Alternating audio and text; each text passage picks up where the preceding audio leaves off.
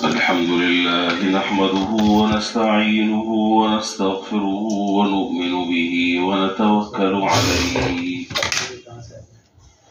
ونعوذ بالله من شرور أنفسنا ومن سيئات أعمالنا من يهده الله فلا مضل له ومن يضلله فلا هادي له وأشهد أن لا إله إلا الله وحده لا شريك له وأشهد أن سيدنا وسندنا وشفيعنا ومولانا محمدا عبده ورسوله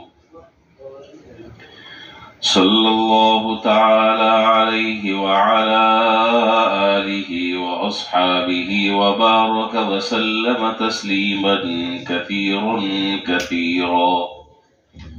أما بعد فقد قال رسول الله صلى الله عليه وسلم إن حسن العهد من الإيمان أو كما قال عليه الصلاة والسلام. آمنت بالله صدق الله مولانا العظيم وصدق رسوله النبي الكريم ونحن على ذلك لمن الشاهدين والشاكرين والحمد لله رب العالمين.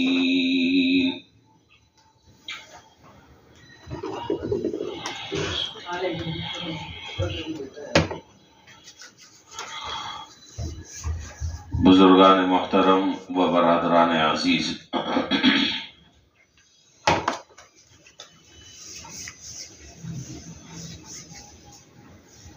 اللہ رب العالمین نے جو دین ہمیں عطا فرمایا ہے اور جو شریعت مطہرہ ہمیں عطا فرمائی ہے، وہ دین اور وہ شریعت صرف چند رسومات کے پورا کر لینے کا نام نہیں، بلکہ یہ جملہ کہا جاتا ہے، اور یہ بہت دفعہ جملہ آپ نے سنا ہوگا کہ اللہ تعالیٰ نے ہمیں یہ جو دین اسلام عطا فرمایا ہے یہ مکمل ایک ضابطۂ حیات ہے. یہ جملے آپ نے سنے ہوں گے، لیکن شاید کبھی اس پر غور کرنے کا خیال آیا ہو کہ اسلام ایک مکمل ضابطۂ حیات کیسے؟ تو آج غور فرما لیں، آج سوچ لیں اس جملے کو. دیکھیے دوسرے جو مذاہب ہیں، ان دوسرے مذاہبوں میں چند رسومات آدمی کر لے اس کی چھٹی ہو گئی. عیسائی ہیں، مختلف مذاہب کے لوگ ہیں، اتوار کے دن چلے جائیں چرچ میں، جو کچھ تھوڑا بہت آدھا گھنٹہ ایک گھنٹہ جو رسومات کرنی وہ کر لیں، پورے ہفتے آپ کی چھٹی. وہ جو ان کے پیشوا اور ان کے جو پوپ بیٹھے ہوئے ہیں ان کو آپ نے تھوڑا سا نذرانہ دے دیا، اب آپ سیاہ سفید کرتے رہیں، آپ حلال حرام جائز ناجائز، اب آپ کے لیے کھلا میدان ہے، جو چاہے کریں وہ سب آپ پاک صاف ہو گئے. اسلام کی جو تعلیمات ہیں اور اللہ تعالیٰ نے جو دین اور شریعت ہمیں عطا فرمائی وہ چند رسومات کے پورا کرنے کا نام نہیں ہے، وہ ایک مکمل ضابطۂ حیات ہے. مکمل ضابطۂ حیات کا مطلب یہ ہے کہ اللہ تعالیٰ نے ہمیں وہ دین عطا فرمایا، وہ شریعت مطہرہ اللہ تعالیٰ نے ہمیں عطا فرمائی کہ انسان پیدا ہوتا ہے، اس کے پیدا ہونے سے لے کر مرنے دم تک کے جتنے حالات زندگی میں آتے ہیں، شریعت ہر موقع پر اس کی رہنمائی کرتی ہے. ہر موقع پر شریعت کی اس کے لیے تعلیمات ہیں. صرف نماز روزے کا مسئلہ نہیں ہے، نماز ہے، روزہ ہے، عبادات ہیں، معاملات ہیں، اخلاقیات ہیں،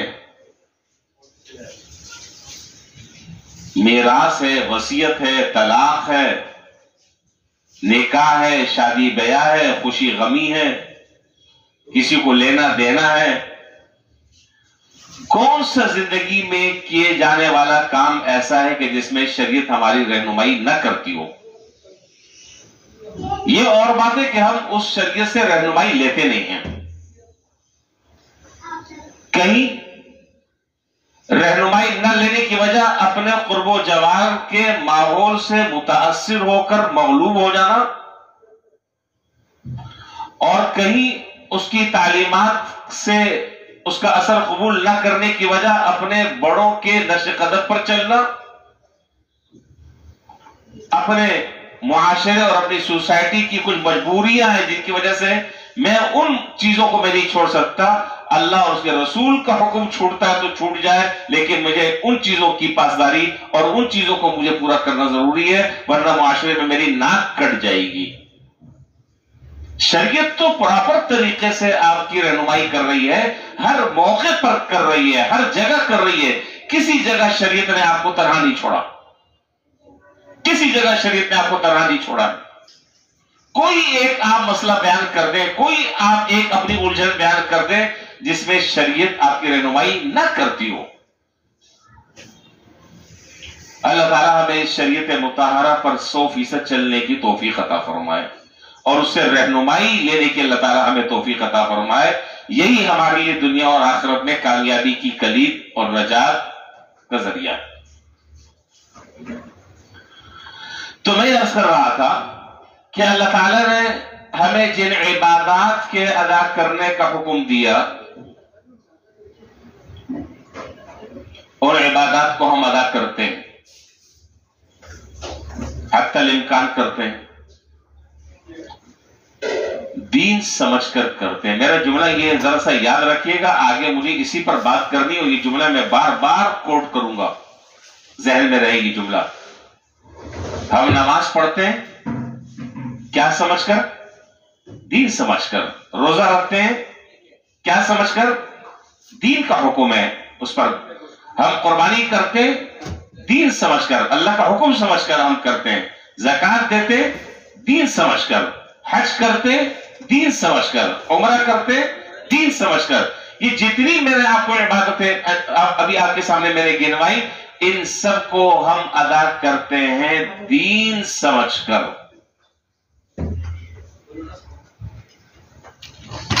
حالات کے احکام بدلنے سے ان چیزوں کو ہم چھوڑتے نہیں ہیں، مختلف حالات کے بدلنے سے ہم ان چیزوں کو چھوڑتے نہیں ہیں۔ مثال کے طور پر سخت سردی کا زمانہ ہے، اب ہمارے تو کوئی سردی ابھی تو ایسی نہیں ہے۔ جن ملکوں میں جہاں مسلمان رہ رہے ہیں، ان ملکوں میں جہاں سخت سردی ہے، جہاں لائنوں میں پانی کی جگہ برف جم جاتی ہے، ایسے علاقے ہیں، ایسے ملک اور ایسے شہر ہیں، اس سخت سردی کے زمانے میں وضو کر کر اندھیروں میں، رات کی تاریکیوں میں آدمی مسجد کی طرف آ رہا ہے، نماز پڑھنے آ رہا ہے، یہ مشقت، یہ تکلیف برداشت کر رہا ہے۔ کیوں؟ اس لیے کہ نماز تو مجھ سے معاف نہیں ہے، یہ تو اللہ تعالیٰ کا حکم ہے اور اس کو میں دین سمجھ کر کر رہا ہوں۔ چاہے وہ سردی ہو، وہ گرمی ہو، وہ طوفان ہو، وہ بارش ہو، وہ آفت ہو۔ گرمی کے روزے بھی آتے ہیں، سردی کے بھی روزے آتے ہیں، تو میرا خیال اپنا یہ ہے کہ کوئی مسلمان گرمی کے روزے سخت گرمی کی وجہ سے نہیں چھوڑتا، ایسے ہی نہیں چھوڑتا۔ کیوں نہیں چھوڑتا؟ اس لیے کہ میں اس کو دین سمجھ کر کر رہا ہوں۔ اس سے سردی گرمی کا کیا تعلق ہے؟ اس سے حالات کے نشے و فراز کا کیا تعلق ہے؟ جیسے بھی حالات ہوں گے، روزہ رمضان آ گیا، کوئی بھی مہینہ ہو، مجھے روزہ رکھنا ہے۔ نماز فرض اللہ تعالیٰ نے کر دی، کس طرح کے حالات کیوں نہ ہو، مجھے نماز مسجد میں پڑھنی ہے۔ کس طرح کے حالات کیوں نہ ہو، سال کے بعد زکات مجھے دینی ہے، حساب کتاب کر کے میں زکات دوں گا. کیوں؟ اس لیے کہ یہ میں دین سمجھ کر یہ فریضہ انجام دے رہا ہوں. جب یہ بات آپ نے اچھی طرح سمجھ لی، اب میں اگلی بات جو مجھے عرض کرنی ہے وہ اس سے جڑی ہوئی ہے. اسی طریقے سے شریعت نے ہمیں ایک چیز کا حکم دیا ہے اور اس کے بارے میں بھی ہمیں ہدایت یہ دی ہے کہ یہ بھی ایسا ہی نماز، روزہ، زکات، عمرہ، حج، قربانی وغیرہ وغیرہ جس طرح اللہ تعالیٰ کے یہ احکام ہے اور دین پر عمل کرنا ہے، ان کے تقاضوں پر جب تم عمل کرو گے تو تم یہ کہلاؤ گے کہ اس آدمی نے دین کے فلاں تقاضے کو پورا کیا ہے. اسی طریقے سے ایک حکم شریعت کا اور دین کا یہ ہے کہ تم اپنے تعلقات کو نبھاؤ. آج میری گفتگو اسی پر ہے. بڑی اہم باتیں توجہ طلب ہیں. اللہ تعالیٰ مجھے بھی عمل کی توفیق دے اور آپ کو بھی اللہ تعالیٰ عمل کی توفیق عطا فرمائے. لیکن معذرت کے ساتھ میں معافی چاہتا ہوں کہ ہم میں سے کون آدمی ایسا ہے کہ جس کے تعلقات نہ ہوں. میں سرکاری سطح پر تعلقات کی بات نہیں کر رہا بھائی. کوئی تو بندہ ایسا ہوا نا جسے 2-4 لوگ سلام دعا کرتے ہیں، تھوڑی دیر کے لیے کسی سے الیک سلیک ہوتی ہے، رشتہ داریاں ہیں، تعلقات ہیں، دوست احباب ہیں، ملنے جلنے والے ہیں، ایک ساتھ اٹھنے بیٹھنے والے ہیں، کلیگ ہیں، ایک ساتھ کام کرنے والے ہیں. کون آدمی ایسا ہے جو صرف تنہا رہتا ہے، اس کا کسی انسان سے واسطہ نہیں پڑتا؟ کون آدمی ایسا ہے؟ کوئی بھی نہیں. ظاہر ہے ہر آدمی کا، ہاں ظاہر ہے الگ الگ معاملات ہیں. کسی کے 100، 200، 1000، 2000 ملنے ملانے والے ہوتے ہیں، کسی کے گنتی میں چند تعداد میں لوگ ہوتے ہیں. لیکن شریعت یہ کہہ رہی ہے اور اللہ اور اس کے رسول کی جو تعلیمات ہیں وہ یہ ہیں کہ جب تمہارا کسی سے تعلق ہوا تو اب حتی الامکان اس تعلق کو دین کا اہم حکم سمجھ کر پورا کرو. یہ اللہ تعالیٰ کا ایک ایسا ہی حکم ہے جیسے نماز پڑھنے کا حکم ہے، جیسے روزہ رکھنے کا حکم ہے، جیسے زکات دینے کا حکم ہے، جیسے حج کرنے کا حکم ہے. اسی طریقے سے اپنے تعلق والوں کے تعلقات کو نبھاؤ. اپنے محسنوں کے احسان کو یاد کرو، اچھے وقتوں میں اس کا انہیں بہتر بدلہ دو، ان کے احسان کا لوگوں کے سامنے تذکرہ کرو. لیکن ہمارا پورا معاشرہ اور ہماری پوری سوسائٹی، آپ مجھے بتلائیں کیا ہم ان تعلقات کو دین سمجھ کر ادا کر رہے ہیں؟ دین سمجھ کر ہم نبھا رہے ہیں؟ نہیں بتا رہے، نہیں نبھا رہے. نماز تو دین سمجھ کر پڑھ رہے ہیں، روزہ تو دین سمجھ کر رکھ رہے ہیں، زکات اور حج دین کے اہم فریضہ سمجھ کر ادا کر رہے ہیں. لیکن شریعت کا یہ جو حکم ہے کہ تم اپنے تعلقات کو نبھاؤ، حتی الامکان اس تعلق کو جوڑے رکھو، اس میں توڑ پیدا نہ ہو، اس میں رکھنا نہ آئے، اس میں شگاف نہ پڑے. ہم نہیں کر رہے. اس لیے نہیں کر رہے اس لیے کہ میں نے پہلے ہی ایک جملہ آپ کے سامنے پہلے ہی میں نے عرض کر دیا کہ ہم ان چیزوں کو دین کا اور شریعت کا حکم سمجھ کر نہیں کرتے. میں اگر کسی سے تعلق نبھا رہا ہوں تو میرے تعلق نبھانے کی بنیادی وجہ میرا مالی مفادات ہے.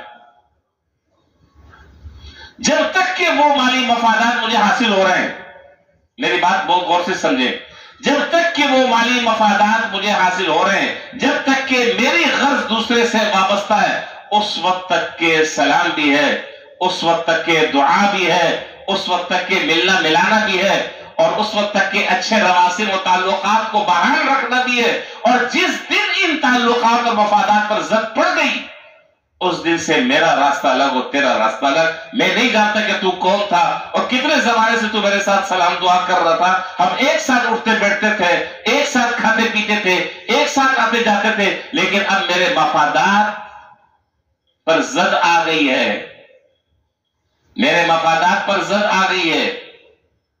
अब मेरे मफादात मुझे आपसे हासिल नहीं हो रहे, लिहाजा अब तुम अपना रास्ता देखो, मैं अपना रास्ता देखता हूं।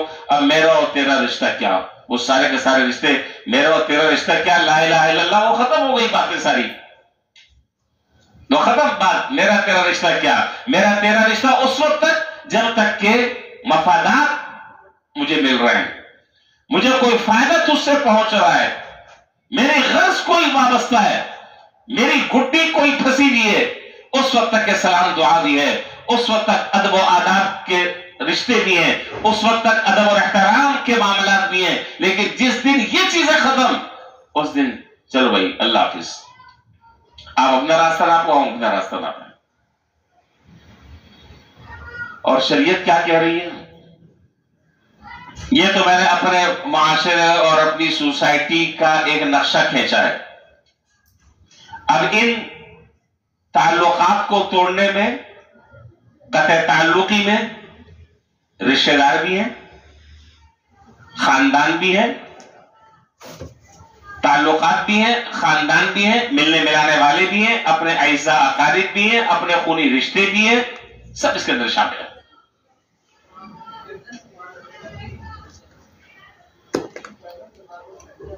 एक जुमला कहा जाता है अरबी में, और उसकी उर्दू में सही अगर मैं उसका नक्शा खींचूं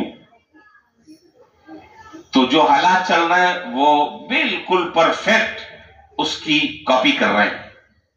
आपने सुना होगा ये जुमला अजीजो अकारिब, सुना ना जुमला आपने, अजीजो अकारिब। अकारिब का माना मिलने जुलने वाले, रिश्तेदार, ताल्लुक। तो बाज लोगों ने कहा कि जी ये जो अकारिब है ना, ये अकारिब नहीं है, ये आइन के साथ अकारिब हैं, अकारिब। और अकारिब वो जमा है अकरब की, और अकरब अरबी में कहते हैं बिछू और सांप को। ये अलिफ के साथ नहीं है, ये अलिफ के साथ नहीं, ये है आइन के साथ अकारिब।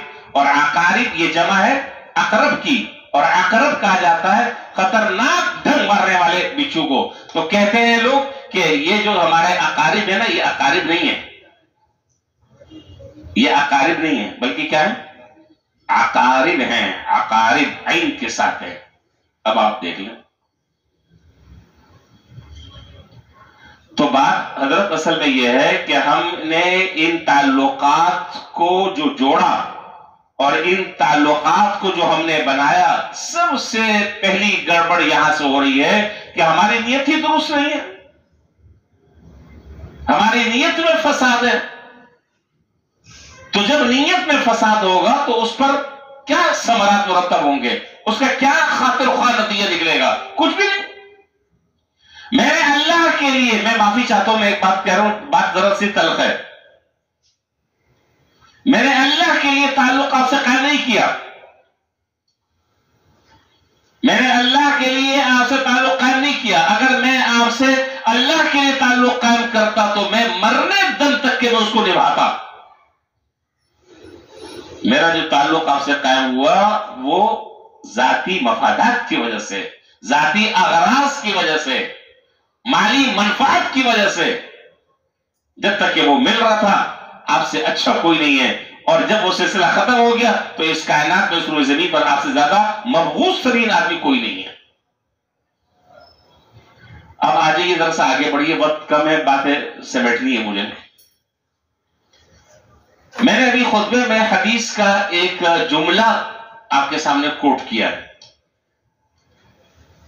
वो हदीस तो लंबी है, जनाब नबी करीम सल्लल्लाहु अलैहि वसल्लम ने उस हदीस में आखिर में जुमला इरशाद फरमाया कि इन्न हुस्नल अहदी मिनल ईमान। ये जुमला भी मैंने खुतबे में पढ़ा।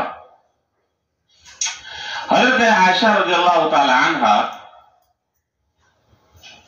इमाम बहकी रहमतुल्लाह अलैह ने अपनी हदीस की किताब शुअबुल ईमान में इस हदीस को जिक्र फरमाया। امام بہقی بہت بڑے محدث گزرے ہیں، شعب الایمان کی کئی جلدیں حدیث کی، ذرا سا غور سے سنیے توجہ سے۔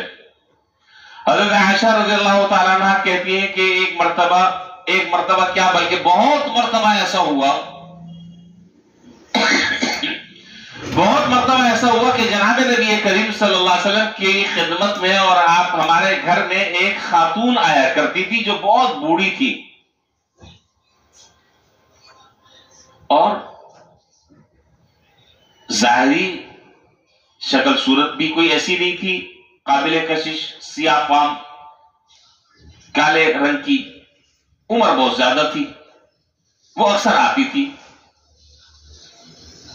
تو جب وہ آتی تھی تو جناب نبی کریم صلی اللہ علیہ وسلم ان خاتون کا ایسا اکرام فرماتے تھے، ایسا ان کا اعزاز فرماتے تھے، ایسا ان کا ادب اور احترام کرتے تھے کہ ہم حیران ہو جاتے تھے کہ یہ اتنا وی آئی پی پروٹوکول کیسا؟ یہ تو وی آئی پی پروٹوکول ہے نا، یہ ہے وی آئی پی پروٹوکول۔ تو حضرت عائشہ رضی اللہ تعالیٰ عنہ کہ اچھا، اور بعض روایتوں میں ہے کہ جب وہ خاتون آتی تھی تو حضور صلی اللہ علیہ وسلم ان کو اپنی جگہ پر بٹھاتے تھے۔ تو حضرت عائشہ رضی اللہ تعالیٰ عنہ فرماتی ہیں کہ وہ بار بار خاتون آتی تھی اور جب وہ آتی تو حضور صلی اللہ علیہ وسلم ان کو بڑا پروٹوکول فرماتے اور بڑا ان کے ساتھ ان کا اکرام کا اور اعزاز کا معاملہ کرتے، ان کی خاطر تواضع کرتے اور ان کی ضیافت کرتے، ان کی مہمان نوازی کرتے، جو بہتر سے بہتر چیز ہوتی وہ ان کے دسترخوان پر رکھتے۔ تو حضرت عائشہ رضی اللہ تعالیٰ عنہ فرماتی کہ میں نے ایک مرتبہ جناب نبی کریم صلی اللہ علیہ وسلم سے پوچھا کہ اللہ کے رسول یہ عورت کون ہے؟ یہ عورت کون ہے جن کو آپ اتنا زیادہ اہمیت دیتے ہیں، اتنا زیادہ آپ ان کا اکرام کرتے ہیں، ان کو اعزازات سے نوازتے ہیں؟ تو آپ نے فرمایا کہ بھائی یہ ہماری جو خدیجہ تھی، سمجھ رہے نا، حضرت خدیجہ رضی اللہ تعالیٰ عنہ جو حضور صلی اللہ علیہ وسلم کی ازواج مطہرات میں سے، فرمایا کہ یہ حضرت خدیجہ کی سہیلیوں میں سے تھے۔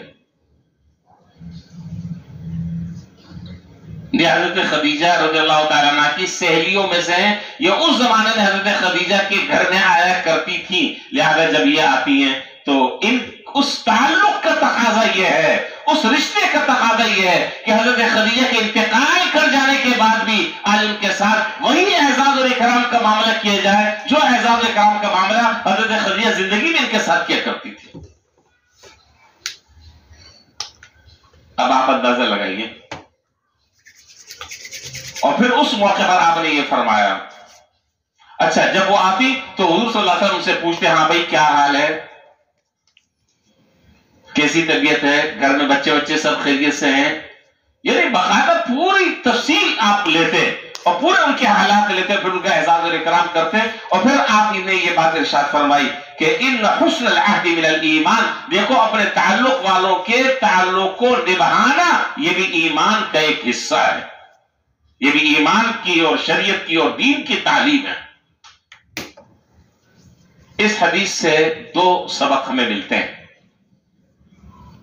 اس حدیث سے دو سبق ہمیں ملتے ہیں۔ پہلا سبق اس حدیث سے یہ ملتا ہے کہ اگر میرے ابا کے یا میری امی کے کوئی تعلق والے، کوئی جاننے والے جن سے میرے ابا اور امی کے تعلقات تھے اور اب ان کا انتقال ہو گیا، یا میری بیوی کے کوئی تعلق والے، ان کی سہیلیاں، اچھا دوسری روایت میں ہے کہ سرکار دو عالم نبی کریم صلی اللہ علیہ وسلم حضرت خدیجہ رضی اللہ تعالی عنہا کی جو سہیلیاں تھی ان کے گھر وقتاً فوقتاً کوئی نہ کوئی تحفہ بھی بھیجا کرتے تھے۔ یہ امت کو بتا کر چلے گئے کہ کس طرح تعلق کو نبھاتے ہیں۔ تعلق توڑنے میں کوئی اتنا لمبا چوڑا منصوبہ بنانا نہیں پڑتا، تعلق توڑنے میں کوئی اتنی بڑی پلاننگ نہیں کرنی پڑتی، سیکنڈ لگتا ہے، تعلق ختم۔ اور اس تعلق کو جوڑنے میں، اس کو استوار کرنے میں، اس درخت کو ثمرآور کرنے میں بس اوقات زندگی آدمی کی لگ جاتی ہے، زندگی بھر کی صلاحیتیں آدمی کی لگ جاتی ہے، زندگی بھر کی قربانیاں آدمی دے دیتا ہے، صرف اس تعلق کو بچانا ہے۔ تو توڑنا تو منٹوں کا کام ہے، منٹ لگتے ہیں، منٹ، اور جوڑنا، سنبھالنا، اس تعلق کو استوار کرنا، اس کو چلتے رہنے دینا یہ مشکل ترین کام ہے۔ تو کیا بات کر رہا تھا؟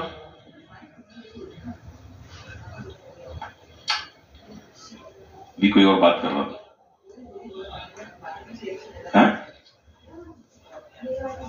جی جزاک اللہ۔ میں یہ عرض کر رہا تھا کہ مرحوم والدین کے جو تعلق والے ہیں جو زندہ ہیں، مرحوم والدین ہیں، مرحوم رشتہ دار ہیں، ان کے جو تعلق والے ہیں، اب شریعت یہ کہتی ہے کہ بھائی وہ تو آدمی چلا گیا، ابا تو تمہارے چلے گئے، امی تو تمہاری چلی گئی، چچا تو تمہارے چلے گئے، ان کے جو جان پہچان والے ہیں، ان سے جو سلام دعا رکھنے والے ہیں، ان سے جو محبت کے رشتے تھے، اب ان کے ساتھ بھی ایسے ہی اعزاز اور اکرام کا معاملہ کرو جس طریقے سے وہ ان کے ساتھ کیا کرتے تھے۔ اس سے کیا ہوگا؟ اس سے یہ ہوگا کہ وہ تمہارے مرحوم والدین کی روح اللہ تعالیٰ خوش کر دیں گے۔ بسا اوقات آدمی کو یہ حسرت ہوتی ہے کہ میں تو اپنے باپ کی زندگی میں قدر نہیں کر سکا، اور اکثر ان لوگوں کو یہ شکوہ رہتا ہے کہ جو واقعی بیچارے اس نعمت کو کھو دیتے ہیں اور انہیں نہیں پتہ چلتا، پھر جب اللہ تعالیٰ یہ نعمت اٹھا لیتے ہیں تو پھر بس اوقات آدمی جو ہے وہ ہاتھ ملتے رہ جاتا ہے، اور آدمی کو اندازہ بھی نہیں ہوتا کہ کیا نعمت تھی اور چھن گئی ہاتھ سے۔ کیسی نعمت تھی جو اللہ تعالیٰ نے چھین لی ہے، لے لی ہے۔ اب ایسے لوگوں کے لیے اس حدیث میں سبق ہے۔ وہ سبق کیا ہے کہ بھائی چلو اب تمہیں فکر ہو گئی ہے نا ان کے جانے کے بعد، تو ٹھیک ہے، اب ان کے جو تعلق والے ہیں اب ان سے اپنا رشتہ جوڑو، ان سے اکرام کا معاملہ، ان کا ادب اور احترام، ان کے ہاں آنا جانا، ان کو دعوتوں میں مدعو کرنا، ان کے ہاں تحفے ہدیے لینا بھیجنا۔ اس سے کیا ہوگا؟ اس سے یہ ہوگا کہ تمہارے باپ کی روح خوش ہوگی۔ حضرت عبداللہ بن عمر رضی اللہ تعالیٰ عنہما ایک سواری پر جا رہے تھے، کچھ اور بھی حضرات صحابہ آپ کے ساتھ اپنی اپنی سواریوں پر تھے۔ چلتے چلتے اچانک ایک بدو آیا سامنے۔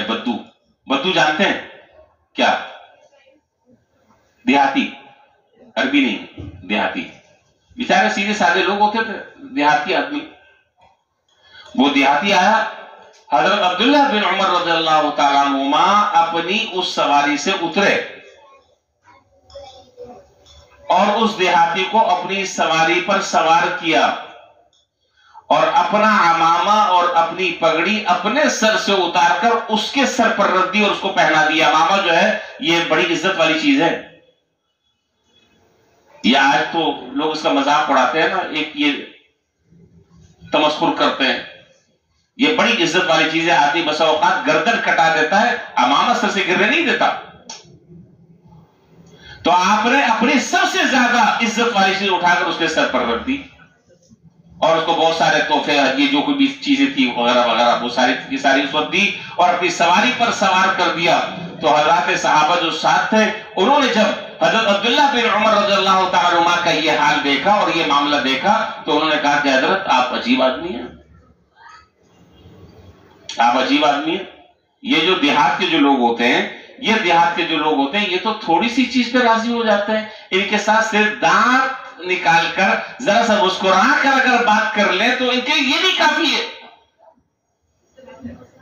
تھوڑی سی ان کے ساتھ رسمی باتیں کرتے جیسے ہم کرتے ہیں منافقانہ طور پر، اندر دل چاہتا ہے منہ نوچ لوں، اور سامنے کیا آپ سے مل کے بڑی خوشی ہوئی، وہ پتہ ہے کتنی خوشی ہوئی ہے، صرف منافقت، جھوٹ ہے۔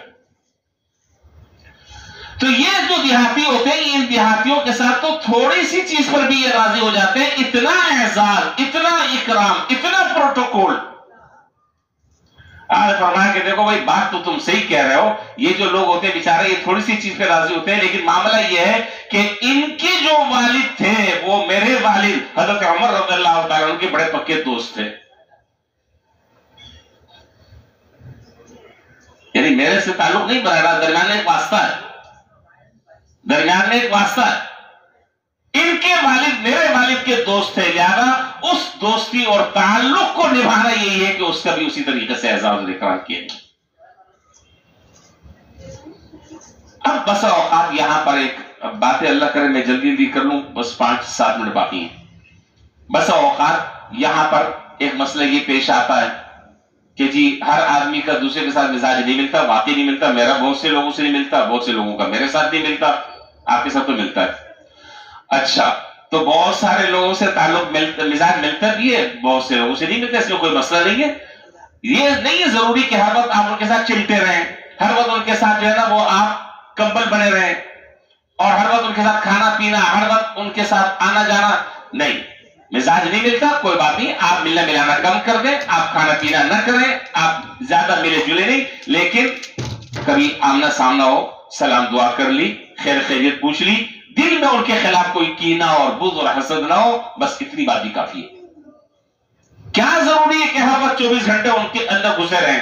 کوئی ضروری نہیں ہے۔ مزاج نہیں ملتا، کوئی بات نہیں، لیکن کم سے کم اخلاق کا تقاضا یہ ہے، قطع تعلق نہیں ہوگا کہ آدمی جب آمنا سامنا سلام دعا کر لے، ہاں بھائی سب ٹھیک ہے، بچے خیریت سے ہیں، گھر میں سب عافیت ہے، بس اتنی بات بھی کافی ہے۔ جناب نبی کریم صلی اللہ علیہ وسلم نے کس طریقے سے تعلقات کو نبھایا ہے، کمال ہے واقعی۔ اور سرکار دو عالم نبی کریم صلی اللہ علیہ وسلم کا یہی تو طرز زندگی اور آپ کی طرز معاشرت کہ جس کو قرآن نے قیامت تک کے آنے والے انسانوں کے لیے کہہ دیا، لَقَدْ كَانَ لَكُمْ فِي رَسُولِ اللَّهِ أُسْوَةٌ حَسَنَةٌ، نبی کی زندگی تمہارے لیے اسوہ حسنہ اور قابل تقلید ہے۔ رئیس المنافقین، وقت کم ہے، میں بس مختصر بات کر رہا ہوں۔ رئیس المنافقین آپ جانتے ہیں، کیا نام تھا رئیس المنافقین کا؟ عبداللہ بن ابی۔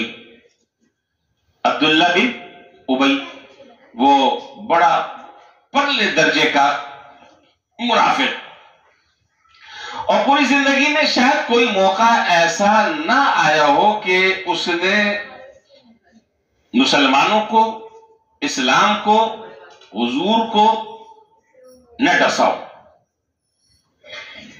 نہ زہر اگلا ہو، اور وہ موقع یوں ہی ہاتھ سے جانے دیا ہو، نہیں، ایسا کبھی کوئی واقعہ پیش نہیں آیا۔ اور ان کے جو بیٹے عبداللہ وہ پکے مخلص صحابی، جناب نبی کریم صلی اللہ علیہ وسلم پر جان چھڑکنے والے، آپ پر فدا ہونے والے، آپ پر مر پٹنے والے۔ تو عجیب بات ہے، باپ جو ہے وہ پرلے درجے کا منافق، اور بیٹا جو ہے وہ پرلے درجے کا محبت والے صحابی، کامل درجے کے صحابی۔ تو اچھا، وہ منافق کس کو کہتے ہیں وہ تو آپ کو معلوم ہے۔ منافق اس کو نہیں کہتے جو کھلم کھلا جو ہے وہ چیزوں کا انکار کر دے، ظاہر انکار کر دے وہ تو پھر دوسری فہرست میں اور دوسری لسٹ میں چلا جائے گا۔ وہ زبان سے بھی کہتے کہ آپ اللہ کے رسول ہیں، آپ کی مجلسوں میں بھی بیٹھتے ہیں، نمازیں بھی آپ کے ساتھ پڑھتے، آپ کے ساتھ سفر بھی کرتے، جہاد میں بھی جاتے، لیکن زہر اگلتے، دل میں نفاق بھرا ہوا ہوتا۔ تو قرآن کریم نے کیا کہا؟ اِذَا جَاءَكَ الْمُنَافِقُونَ قَالُوا نَشْهَدُ إِنَّكَ لَرَسُولُ اللَّهِ، جب آپ کے پاس یہ منافق آتے ہیں تو یہ کہتے ہیں کہ ہم گواہی دیتے ہیں کہ آپ اللہ کے رسول ہیں، وَاللَّهُ يَعْلَمُ إِنَّكَ لَرَسُولُ، اور اللہ بھی یہ بات جانتے ہیں کہ آپ اللہ کے رسول ہیں، لیکن إِنَّ الْمُنَافِقِينَ وَاللَّهُ يَشْهَدُ إِنَّ الْمُنَافِقِينَ لَكَاذِبُونَ، اور اللہ گواہی دیتے ہیں کہ یہ منافق جھوٹ بول رہے ہیں۔ یعنی یہ بات تو صحیح ہے کہ آپ اللہ کے رسول ہیں، اللہ تعالیٰ بھی یہ بات کہتے ہیں، لیکن ان کے دل میں اس رسول کے خلاف بغض، عداوت، دشمنی بھری ہوئی ہے، اور اگر یہ اس کا اظہار کر دیں تو پھر تو بات ختم ہی ہو گئی ہے، وہ نفاق چھپایا ہوا تھا۔ عبداللہ بن ابی جو منافق تھا، رئیس المنافقین، اس کا انتقال ہو گیا۔ ان کے جو صاحبزادے تھے جلیل القدر صحابی، وہ جناب نبی کریم صلی اللہ علیہ وسلم کی خدمت میں حاضر ہوئے، اور انہوں نے عرض کیا کہ اللہ کے رسول میں، اب بات ذرا بڑی توجہ سے سننے کی ہے، انہوں نے کہا کہ میرے والد کا انتقال ہو گیا، میری دلی خواہش یہ ہے کہ آپ میرے والد کی نماز جنازہ پڑھائیں، آپ میرے والد کی نماز جنازہ پڑھائیں، اور دوسری میری خواہش یہ ہے کہ آپ اپنی قمیض اتار کر مجھے دے دیں تاکہ میں اس میں ان کو کفن دے دوں۔ آپ نے فرمایا کہ میں حاضر ہوں، میں حاضر ہوں۔ حضور صلی اللہ علیہ وسلم قبر پر تشریف، جنازے کے لیے آپ تشریف لے گئے، اور آپ نے نماز جنازہ پڑھانے کا ارادہ کیا. حضرت عمر رضی اللہ تعالیٰ عنہ نے حضور کا دامن پکڑا اور کہا کہ آپ کو یاد نہیں ہے کہ کس کس موقع پر اس نے کیا کیا بکواسات کی ہیں, کس کس موقع پر کیا کیا زہر اگلا ہے, کس طرح اسلام کو اور مسلمانوں کو اور دین کو نقصان پہنچانے کا کوئی لمحہ اس نے ہاتھ سے جانے نہیں دیا. آپ کو نہیں معلوم؟ وہ سارے واقعات گرانا شروع کر دیے. تو جناب نبی کریم صلی اللہ علیہ وسلم فرمایا کہ اللہ تعالیٰ نے مجھے اختیار دیا ہے, استغفر لہم او لا تستغفر لہم ان تستغفر لہم 70 مرہ, کہ آپ ان کے لیے استغفار کریں یا ان کے لیے استغفار نہ کریں, یا 70 مرتبہ سے بھی زیادہ آپ استغفار کریں, اللہ ان کو نہیں بخشے گا. فرمایا کہ مجھے منع نہیں کیا ہے, مجھے اختیار دیا ہے, اور جب اختیار دیا تو میں اپنا اختیار استعمال کر رہا ہوں, میں اپنا اختیار استعمال کر رہا ہوں. اور جناب نبی کریم صلی اللہ علیہ وسلم نے اپنی قمیض بھی اتار کر دے دی کہ چلو بھائی اس کو کفن پہنا دو. اور جب یہ باتیں ہو رہی تھی تو اگلی آیت جو ہے وہ نازل ہو گئی فوراً, کیا وَلَا تُصَلِّ عَلَىٰ أَحَدٍ مِّنْهُمْ مَاتَ أَبَدًا وَلَا تَقُمْ عَلَىٰ قَبْرِهِ. آج کے بعد اگر کوئی منافق اس طریقے کا انتقال کر جائے, آپ کسی کی قبر پر نہ کھڑے اور کسی کے اب آپ نماز جنازہ نہ پڑھائیں. پہلے اختیار تھا اور دوسری مرتبہ صراحتاً اللہ تعالیٰ نے منع فرما دیا کہ اب اجازت نہیں ہے. تو یہ معاملہ دیکھ کر بعض سیرت نگاروں نے اور بعض مورخین نے کتابوں میں لکھا ہے کہ یہ معاملہ دیکھ کر بہت سارے وہ منافق جو شروع سے لے کر اب تک کے اپنے دل میں نفاق کو چھپائے ہوئے بیٹھے ہوئے تھے, اس واقعے کو دیکھ کر انہوں نے پکی توبہ کر لی اور پکے اسلام میں داخل ہو کر پکے مسلمان کہلانے لگے. کہ جب جناب نبی کریم صلی اللہ علیہ وسلم کا یہ اخلاق اور آپ کا اپنے صحابی کا لحاظ اور خیال رکھتے ہوئے ان کے والد کے ساتھ اس طرح کا برتاؤ, تو انہوں نے اس نفاق سے توبہ کر لی اور پکے مسلمان ہو گئے. تو میں یہ عرض کر رہا تھا کہ جناب نبی کریم صلی اللہ علیہ وسلم نے تو کس کس طریقے سے اپنے تعلقات کو نبھایا ہے. بس آخری باتیں بہت ساری ہیں لیکن وقت اس کی اجازت نہیں دیتا. بات صرف اتنی سی ہے کہ بھائی تعلقات کو بڑھانے کے بجائے, مشورہ ہے میرا, تعلقات کو, بعض لوگوں کو تعلقات بڑھانے کا مرض ہوتا ہے, یہ بیماری ہے بعض لوگوں میں. چلو ایک موقع ملا ہے نا, اب اس کے ساتھ تعلق بڑھاؤ, فائدہ ہوگا کہیں نہ کہیں. تعلقات کو بڑھانے سے زیادہ جتنے تعلق ہیں ان تعلقات کو استوار کرنا, ان تعلقات میں ان لوگوں کے حقوق ادا کرنا, ان کا اعزاز اور اکرام کرنا, ان کو عزت دینا, ان کا ادب اور احترام کرنا, یہ از حد ضروری اور یہ دین کا ایک اہم ایسا حکم ہے کہ جس کو آج ہم نظر انداز کر رہے ہیں, جس کو آج ہم نے چھوڑ دیا ہے. اس لیے اللہ کے لیے تعلق کو نبھایا جائے اور اللہ تعالیٰ کے لیے اس تعلق کو قائم کیا جائے, اور اپنے جو محسن جو دنیا سے چلے گئے ان کے جو تعلق والے پیچھے رہ گئے ان کے ساتھ وہی اعزاز اور اکرام کا معاملہ کیا جائے. اور یہ چیز پیدا کیسے ہوگی؟ یہ دو چیزوں سے پیدا ہوگی. بس اب بات ختم ہوئی, وقت کم ہے, پھر انشاءاللہ بات یہی سے زندگی رہی, اللہ تعالیٰ نے توفیق دی, پھر اگلے جمعے بات یہی سے کریں گے. دو چیزوں سے یہ چیزیں پیدا ہوتی ہیں, ایک علم اور ایک حلم. کیا؟ جلدی جلدی بتا دیں. ایک علم, دوسرا حلم. اللہم اکرمنی بالعلم, دعا فرمائی حضور نے, اللہم اکرمنی بالعلم وزیننی بالحلم. اے اللہ علم کے ذریعے میرے اکرام فرما دے اور حلم کے ذریعے مجھے زینت بخش دے. یہ علم کیا ہے اور حلم کیا ہے اس پر پھر بات کریں گے. اللہ تعالی ہم سب کو ان باتوں پر اور ان گزارشات پر عمل کرنے کی توفیق عطا فرمائے. وآخر دعوانا الحمدللہ رب العالمین.